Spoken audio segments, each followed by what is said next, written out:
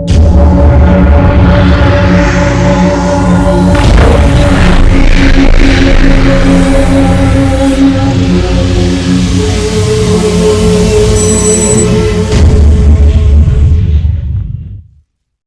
Hind, Jai Bharat to everyone. Students, I hope you all are fit, fine and safe at home. Welcome to our online education. Myself Sengundar Sulakshna and I will be teaching you SPCC. So students, today we are here to see Standard 12th SPCC from Part 1, Chapter number 3, Interdepartmental and employee related correspondence. So today we are here to see the part 1 of this chapter. Before moving to the today's current portion, let us have a short summarization of the topic that we are going to see in this chapter or cover up in this chapter. इस chapter के अंदर inter department यानी एक head branch और जो है उसकी branch, head office और ब्रांच के बीच में किस तरीके का कम्युनिकेशन देखा जाता है रिटर्न में, उनको सर्कुलर, नोटिस और मेमो के रूप में किस तरीके से किया जाता है, उसकी मॉडल फॉर्मेट के बारे में डिटेल में देखने वाले हैं।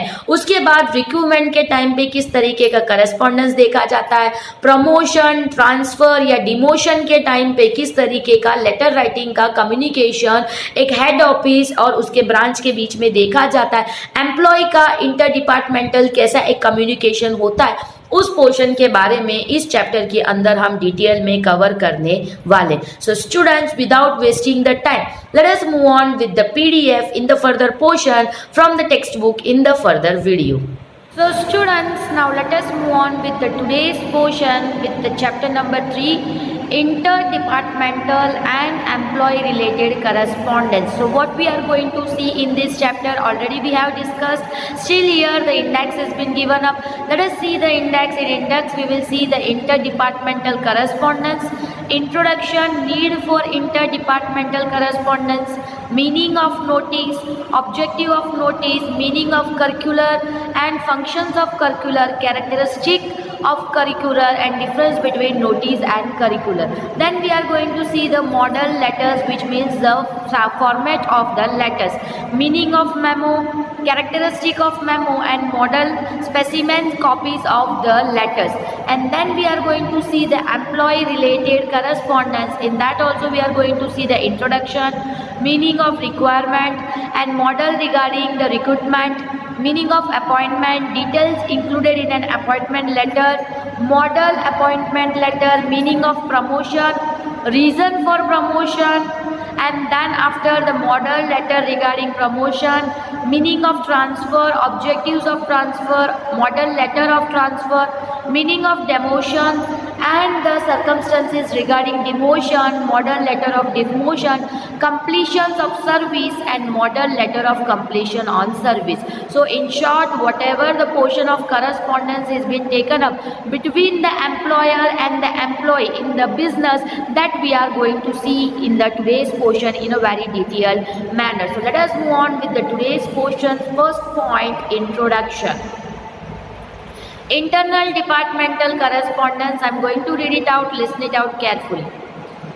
In the competitive and continuously changing business world, business firm or organization have to remain in constant contact with its various departments for the purpose of business progression and successful management. Correspondence is necessary among these departments. This correspondence generally takes place among different departments with officers of their respective departments. Thus, the correspondence carried out from the head office to a branch and from the branch to the head office is called interdepartmental correspondence. This type of correspondence is in the form of notice, circular or memo. Communications with different departments takes place either through oral instruction or through various media of communication. Yet, interdepartmental correspondence is necessary from the point of view.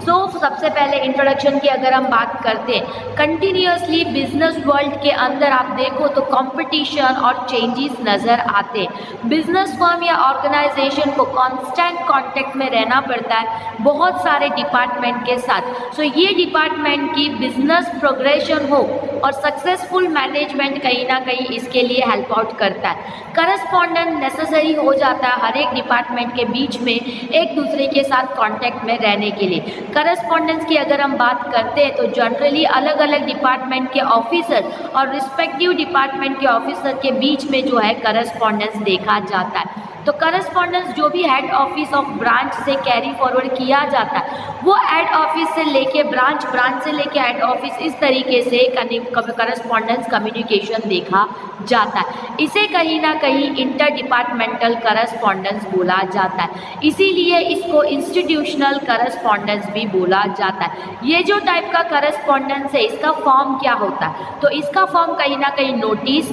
Circular और memo के रूप में correspondence देखा जाता है। Communication different departments के बीच में या तो ओरली बोल के, सुन के, इस तरीके के इंस्ट्रक्शन दे के देखा जाता है, या तो various media of communication use करके रिटर्न पॉइंट ऑफ क्वेश्चन में भी देखा जाता है। इंटरनल डिपार्टमेंट करस्पॉन्डेंस की अगर हम बात करते तो कौन से पॉइंट से ये नीड है, ज़रूरी क्यों है, ये पोर्शन अब हमें समझाया गया। सो इंट्रोडक्शन से हमें ये पता चलता है कि दो हेड ऑफिस और ब्रांच ऑफिस के बीच में जो करस्पॉन्डेंस देखा जाता है वेरियस डिपार्टमेंट के बीच, उसे इंटर डिपार्टमेंटल करस्पॉन्डेंस बोला जाता है, जो कि नेसेसरी है बिजनेस को कहीं ना कहीं सक्सीड करने के लिए।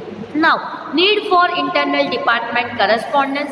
What is that? Let us see that in a very detailed manner.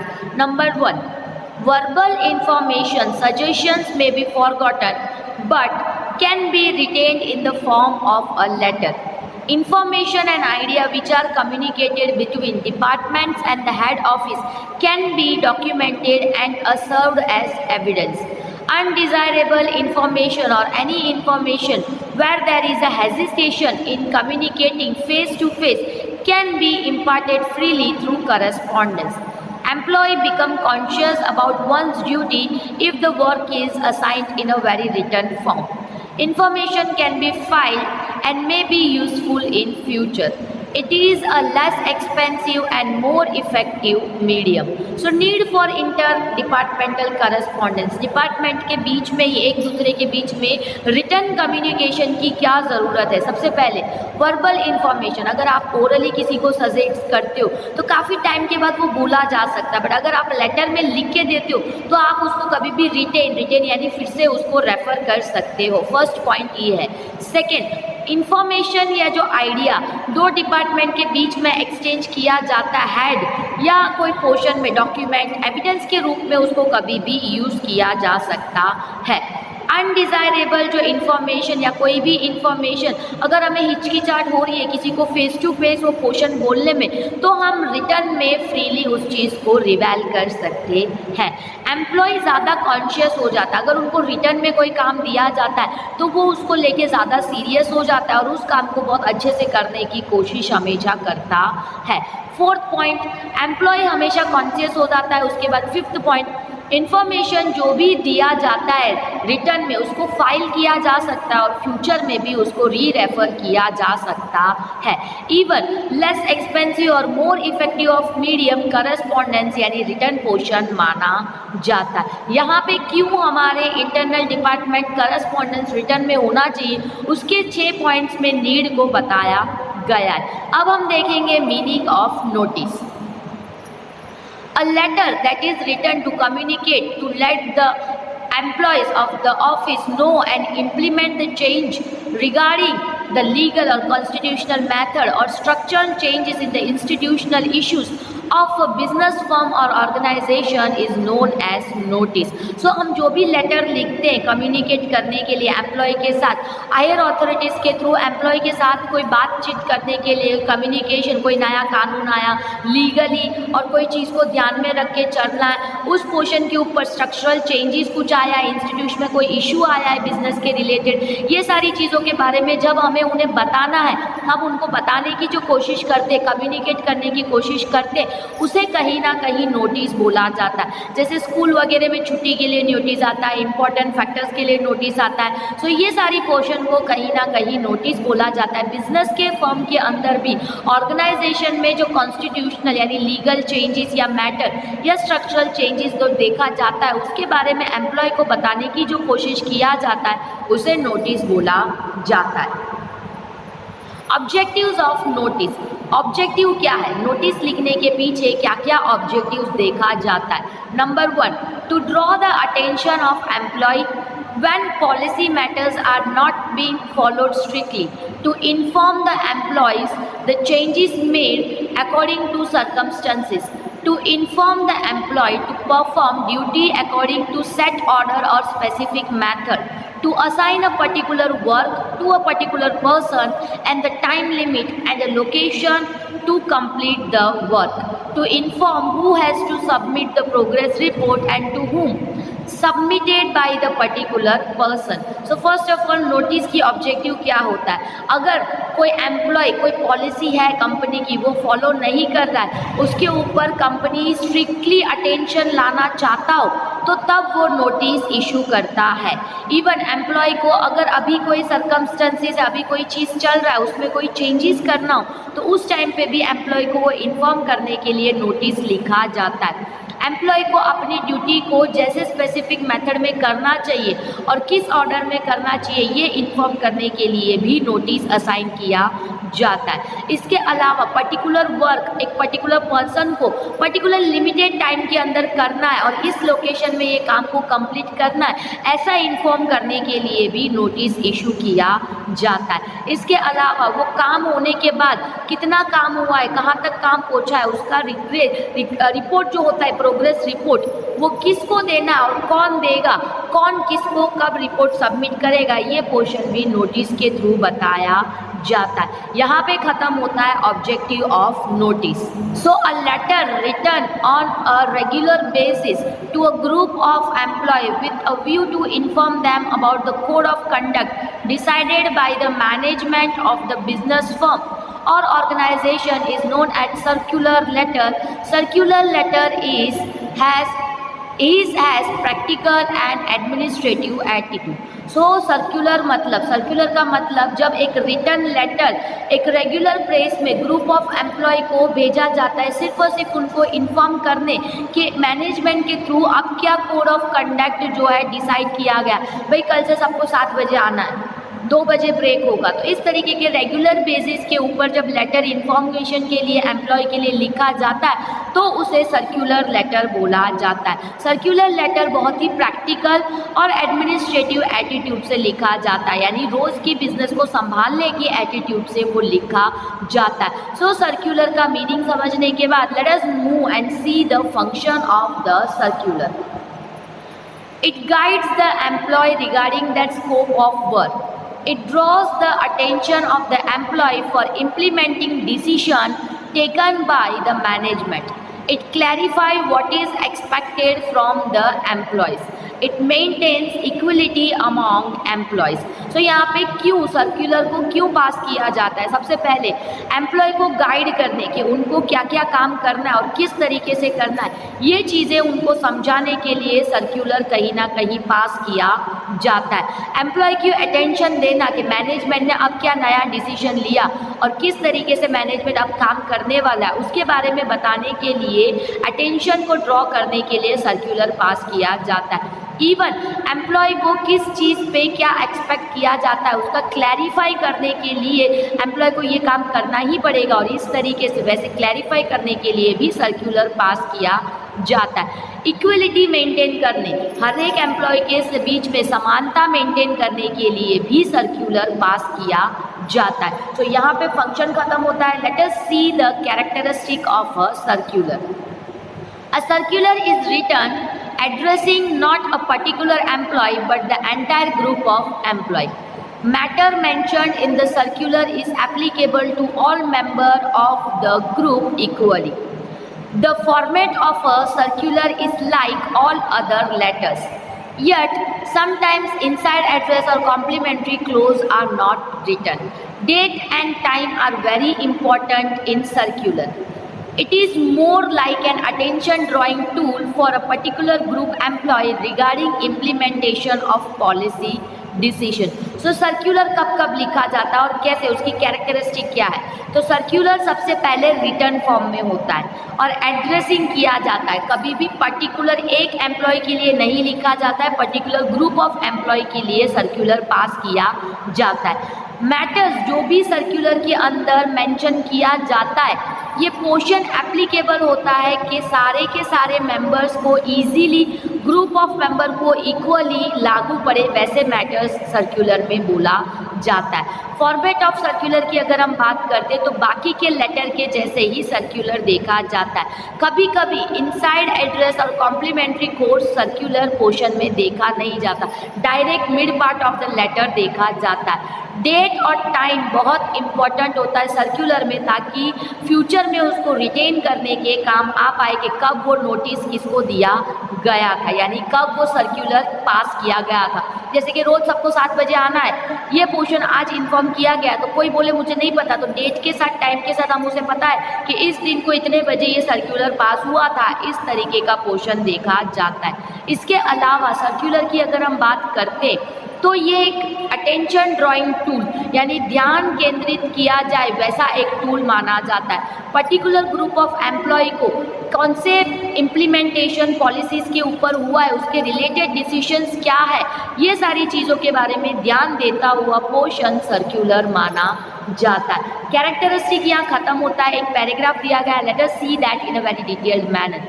Thus, both notice and circular bring awareness about responsibility of the employee through communication of information in a specific context. Yet there is a difference between them which could be mentioned in the following way. So कहीं ना कहीं notice और circular दोनों ही employ की responsibility, क्या क्या जवाबदारी है और उसको क्या क्या चीज़ें पता होना चाहिए, उसके बारे में ध्यान देता हुआ एक पोर्शन माना जाता है। एक स्पेसिफिक कंटेंट्स के लिए ही ये कम्युनिकेशन किया जाता है, फिर भी दोनों के बीच में एक डिफरेंस बिटवीन देखा जाता है। What is the difference between? Let us see that in a very detailed manner. Difference between notice and circular. Number 1, notice is addressed to either an individual or group. Circular is mostly addressed to the entire group. Notice एक particular individual को भी दिया जाता है या पूरे group को भी दिया जा सकता है, जबकि सर्क्यूलर सिर्फ और सिर्फ एक ग्रुप को ही पास किया जाता है, वहाँ इंडिविजुअल को कंसिडर किया नहीं जाता। Number 2, through notice legal viewpoint is clarified, through circular administrative and practical viewpoint are clarified. So notice के थ्रू कहीं ना कहीं लीगली क्या चेंजेस आए उस पोर्शन के बारे में बताया जाता है और क्लियर किया जाता है, जबकि सर्क्यूलर के अंदर एडमिनिस्ट्रेशन यानी कि अभी क्या मैनेजमेंट के अंदर चेंजेस आया है और प्रैक्टिकली उसके ऊपर कैसे काम करना है उसके बारे में ध्यान दोहरा जाता है। Notice is a two-way communication. Employee can give notice to the management and management to the employee. Circular is a one-way communication. It is sent to the subordinate employee from the management. Notice दो तरीके का communication माना जाता है। Employee भी company के owner या जो मैनेजमेंट है उन्हें नोटिस लिख सकता है कि ये लीगली प्रॉब्लम है ऐसा, और मैनेजमेंट भी एम्प्लॉय को नोटिस दे सकता है, जबकि सर्क्यूलर वन वे प्रोसेस माना जाता है। ऊपर के जो हायर अथॉरिटी है वही सबऑर्डिनेट को ये पोर्शन दे सकते हैं, यानी सर्क्यूलर जो है टॉप मैनेजमेंट से मिडल या बॉटम मैनेजमेंट तक पहुंचाया जाता है। Circular can be issued on matters for which a notice is served. Notice cannot be issued for that matter for which circular is issued. जिसमें नोटिस दिया गया उसी के ऊपर सर्क्यूलर भी इशू किया जा सकता है, बट सर्क्यूलर ऐसा नहीं है। सर्क्यूलर जहां इशू किया गया है उसके ऊपर कोई नोटिस लागू नहीं पड़ता। यहाँ खत्म होता है difference between the notice and circular. So यहाँ पे आज का पोर्शन कंप्लीट होता है। So now let us have a short summarization of the topic that we have seen today. So students, I hope that you all have understood the today's portion in a very well manner. Today we have seen about the introduction, need for the internal departmental communication or correspondence, after that meaning of notice, objective of the notice, then the meaning of circular, and the portion of the objective of the circular and the characteristic difference between the notice and the circular in a very detailed manner. So let us have a short summarization regarding the topic today we have seen. Introduction में हमने ये देखा जिस तरीके से changing environment business के अंदर जो कंपटीशन देखा जाता है उसके लिए डे टू डे लाइफ में करस्पॉन्डेंस रखना कहीं ना कहीं इंपॉर्टेंट हो जाता है। एक बिजनेस फर्म जो एक्सपांड करना चाहता है जिसका हेड ऑफिस और ब्रांच ऑफिस दोनों है, दोनों का inter communication inter departmental correspondence कहीं ना कहीं इंपॉर्टेंट माना जाता है।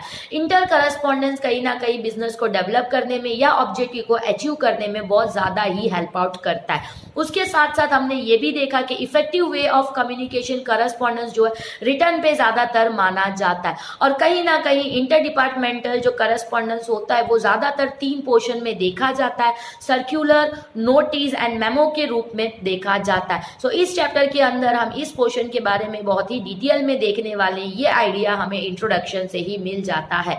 नेक्स्ट टॉपिक हमने देखा need for the inter departmental correspondence, head office और ब्रांच ऑफिस के बीच में क्यों एक जरूरत है, किस लिए हमें एक रिटर्न करस्पॉन्डेंस की जरूरत है, उसका नीड 6 पॉइंट के अंदर समझाया गया है। फर्स्ट पॉइंट के अंदर अगर हमारा कोई रिटर्न पोर्शन ऑफ कम्युनिकेशन हो रहा है तो हम उसे रिटेन कर सकते हैं। Written in the sense orally आप किसी को कुछ बोलो तो फ्यूचर में वो भूल जाएगा, बट रिटर्न में होगा तो वो कभी भी उस चीज को री रेफर कर सकता है। Next, as an evidence, higher authority अगर कोई एम्प्लॉय को कोई काम दे रहा है और अगर वो डिनाई कर दे तो उस टाइम पे ये रिटर्न कहीं ना कहीं एज एन एविडेंस यूज किया जा सकता है। इसीलिए ये कम्युनिकेशन जो है वो रिटर्न में ज्यादातर पोर्शन अवेलेबल किया जाता है। फ्रीली फेस टू फेस हमें जब किसी से बात करना होता है तो हो सकता है कोई हिचकिचाहट हो तो हम उससे बात ना कर पाए या कोई प्रॉब्लम हो पाए, बट रिटर्न में हम अपने व्यू पॉइंट को बहुत ही इजीली रख सकते हैं क्योंकि उस टाइम पे हम प्रेजेंट नहीं होते, सिर्फ रिटर्न पोर्शन सामने वाले के पास प्रेजेंट होता है। उसके बाद कहीं ना कहीं अगर रिटर्न में कोई एम्प्लॉय को कोई काम हायर डिपार्टमेंट से दिया जाता है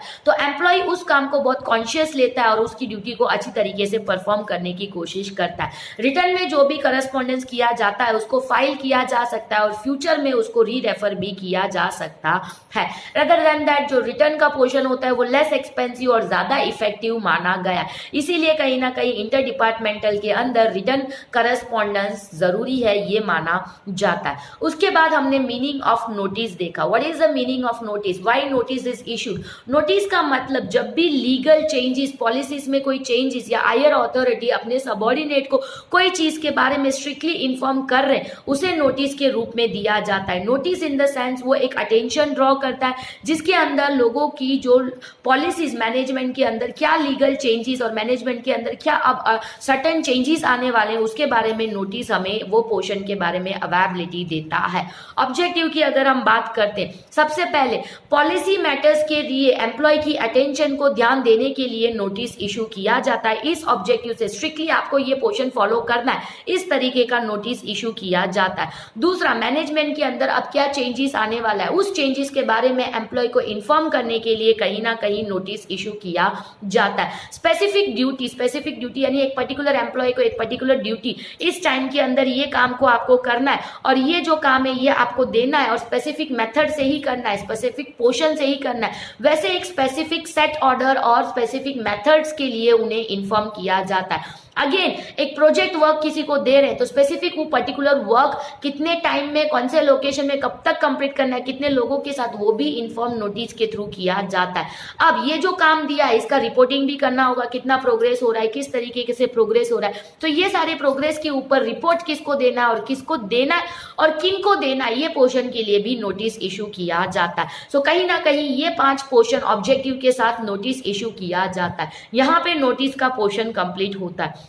नेक्स्ट हमने सर्क्यूलर देखा। सर्क्यूलर का मतलब क्या? सर्क्यूलर का मतलब वहां पे जो पोर्शन था वो लीगल वे के साथ देखा जाता था, बट सर्क्यूलर के अंदर एडमिनिस्ट्रेटिव पर्पस और प्रैक्टिकल वर्क के लिए जो portion day to day life में रेगुलरली लोगों को इंफॉर्मेशन जो पास किया जाता है उसे सर्क्यूलर बोला जाता है। सर्क्यूलर की ऑब्जेक्टिव कहीं ना कहीं एक एम्प्लॉय का क्या स्कोप ऑफ वर्क है उसको वो गाइड करने के लिए कहीं ना कहीं सर्क्यूलर दिया जाता है। हमेशा सर्क्यूलर जो है वो ग्रुप ग्रुप ऑफ एम्प्लॉय को प्रोवाइड किया जाता है। अटेंशन, अगर मैनेजमेंट ने कोई डिसीजन लिया है तो एम्प्लॉय तक, एक ग्रुप ऑफ एम्प्लॉय को, उनको वो अटेंशन दिलवाना कि मैनेजमेंट ने ये डिसीजन लिया, ऐसे अटेंशन को ड्रॉ करने के लिए सर्क्यूलर दिया जाता है। क्लैरिफाइज और क्लासिफाइज द एक्सपेक्टेड व्यू, कहीं ना कहीं किस तरीके का एक्सपेक्टेड मेंटेन हमें करना है, व्यूज जो होते हैं मैनेजमेंट का, वो हमें समझाने के लिए, ये क्लैरिफाई करने के लिए हमें सर्क्यूलर दिया जाता है। फोर्थ पॉइंट है इक्विलिटी मेंटेन करना। कॉमनली सबको एक ही सर्क्यूलर दिया जाता है तो इक्विलिटी कहीं ना कहीं एम्प्लॉयज के बीच में मेंटेन हो, इसीलिए सर्क्यूलर पास किया जाता है। ये 4 ऑब्जेक्टिव्स के साथ सर्क्यूलर हमेशा पास किया जाता है। उसके बाद हमने कैरेक्टरिस्टिक देखा। कैरेक्टरिस्टिक की अगर हम बात करते हैं तो कैरेक्टरिस्टिक के अंदर कहीं ना कहीं अगेन हमने 5 पॉइंट्स को बहुत ही डिटेल में देखा। फर्स्ट पॉइंट, हमेशा जो सर्क्यूलर होता है वो रिटन फॉर्म में होता है, एड्रेसिंग होता है कि कोई एक टॉपिक के ऊपर। उसके अलावा सर्टेन जो चेंजेस आए वो एक ग्रुप ऑफ पीपल को इन्फॉर्म करने के लिए ही सर्क्यूलर दिया जाता है, कभी भी एक पोर्शन के लिए दिया नहीं जाता, एक पर्सन के लिए सर्क्यूलर दिया नहीं जाता। फिर जो भी मैटर्स, सेकेंड पॉइंट के अंदर हमने ये देखा, जो भी मैटर्स सर्क्यूलर में इंक्लूड किया जाता है वो इक्वली सबके लिए सेम प्रपोर्शन में भेजा जाता है और दिया जाता है, इन्फॉर्म किया जाता है, इसलिए मैटर जो होता है वो सबको ही इक्वली लागू पड़े, वैसे वाले मैटर्स जो है वो सर्क्यूलर में यूज किया जाता है। फॉर्मेट, थर्ड पॉइंट पे हमने देखा जो फॉर्मेट होता है सर्क्यूलर का वो दूसरे लेटर्स के जैसे ही होता है। कभी कभी ये हो सकता है कि हेडिंग और जो कॉम्प्लीमेंट्री क्लोज है वो पोर्शन इसके अंदर देखा नहीं जाता है। Date and time, fourth point पे हमने ये देखा कि डेट एंड टाइम को कंपलसरीली हमें मेंशन करना पड़ता है सर्क्यूलर के अंदर, ताकि फ्यूचर में हम उसको री रेफर कर पाए। नेक्स्ट सर्क्यूलर, फिफ्थ पॉइंट में हमने ये देखा कि सर्क्यूलर जो होता है वो एक अटेंशन ड्रॉइंग टूल माना जाता है, कहीं ना कहीं लोगों की ध्यान खींचता हुआ, उनको अटेंशन देता हुआ कि ये पोर्शन आपको बताया जा रहा है, वैसा एक सर्क्यूलर माना जाता है। ये 5 कैरेक्टरिस्टिक हर एक सर्क्यूलर में होता है, ये माना जाता है। उसके बाद हमने देखा difference between the notice and the circular. सबसे पहला पॉइंट अगर हम दे तो किसको दिया जाता है, नोटिस हमेशा एक पर्टिकुलर इंडिविजुअल या ग्रुप ऑफ पीपल को दिया जाता है, बट सर्क्यूलर हमेशा एक ग्रुप ऑफ पीपल को इन्फॉर्म करने के लिए दिया जाता है, इंडिविजुअल को ये कभी दिया नहीं जाता। नोटिस हमेशा जो है लीगल टॉपिक्स के ऊपर कवर अप करता है, जबकि सर्क्यूलर हमेशा administrative and practical view regular base में जो पोर्शन होता है उसके लिए सर्क्यूलर कहीं ना कहीं दिया जाता है। वे ऑफ कम्युनिकेशन, जो नोटिस होता है वो 2 वे ऑफ कम्युनिकेशन होता है, एम्प्लॉय भी नोटिस दे सकता है और एम्प्लॉयर भी नोटिस दे सकता है सर्टेन टॉपिक्स के ऊपर, बट सर्क्यूलर हमेशा 1 वे प्रोसीजर होता है। जो हायर अथॉरिटी होता है वो सबऑर्डिनेट को कुछ पर्टिकुलर इंफॉर्मेशन के लिए ही जो है सर्क्यूलर को पास आउट करता है। लास्ट बट नॉट लीस्ट, जिसके ऊपर नोटिस दिया गया उसके ऊपर सर्क्यूलर भी पास किया जा सकता है, बट जो सर्क्यूलर दे दिया गया उस सर्क्यूलर के ऊपर कोई नोटिस पास कभी किया नहीं जा सकता है। सो यहां तक का टॉपिक आज हमने डिटेल में देखा। I hope you all have understood the portion in a very well manner. So students, I hope that this video was an interesting video for you all. Until the next interesting video is not coming, I hope you all will be fit, fine and safe at home. Until that, Jai Hind and Jai Bharat to everyone.